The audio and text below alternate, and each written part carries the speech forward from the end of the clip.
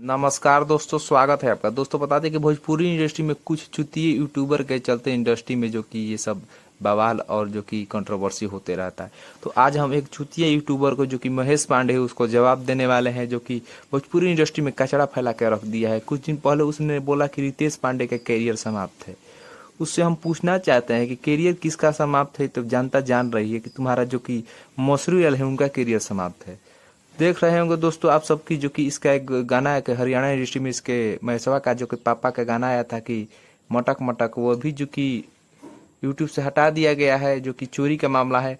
वहीं पर बात करें दोस्तों कि कल भी एक गाना आया जो कि उसको भी हटा दिया गया मसूरी हल का।